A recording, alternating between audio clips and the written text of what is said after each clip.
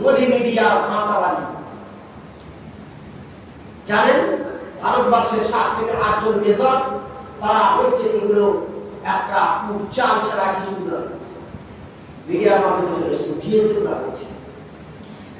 ভারতবর্ষে পার্লামেন্টে যেদিন সর্বদলীয় বৈঠক হয় আমাদের মুসলিমদের কিছু বলতে হয়নি।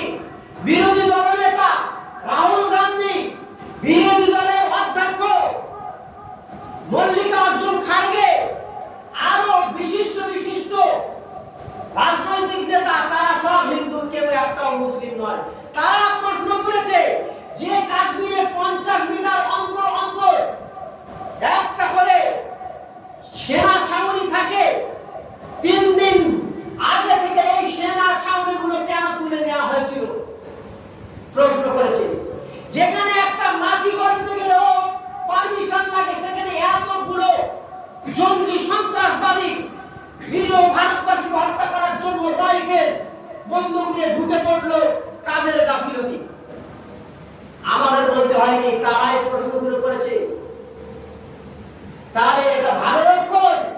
তাহলে তারা যারা এই কাজ করেছে আমাদের বদনাম করার জন্য করেছিল, ইসলামকে বদনাম করার জন্য, অথচ তাদের মধ্যে থেকে এই কথাগুলো আজকে উঠে আসছে, বার হয়ে আসছে, সত্য প্রকাশ করছে। সেই জন্য বলা হয় हकीकत सुन नहीं सकता बनावट के उसूल से, हकीकत सुन नहीं सकता बनावट के उसूल से, खुशबू आ नहीं सकता कागज के फूल से।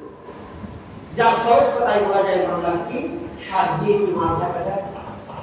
সত্য কখনো লুকায়িত থাকে না, সে একদিন না একদিন প্রকাশ পাবেই। আর কাগজের ফুলকে যতই রঙিন চঙিন করেন না কেন, তার প্রকৃত ফুলের সেন সে কখনোই আসে না। যত ইসলামের উপরে মুসলিমদের উপর অত্যাচার চালাবে এরূপ হবে, তত ইসলামের বাণী পৃথিবীর কোনায় কোনায় ছড়িয়ে যাবে, ছিটিয়ে যাবে। কে বলছে? আসল করবে আয়াত কোরআন মাজিদ 61 নম্বর সূরা 28 নম্বর পারা 61 নম্বর সূরা আয়াত 8 সূরা সাফফাত। আল্লাহ পাক কি বলছেন দেখুন। আল্লাহ পাককে জিজ্ঞাসা করুন, আসলে কি জানেন আমাদের মুসলিমদের ভিতরে 80% মুসলিম তারা ধর্মগ্রন্থ পড়তে যাবে না, আর ধর্মগ্রন্থ পড়তে জানলেও তারা কোরআনকে জিজ্ঞাসা করুন।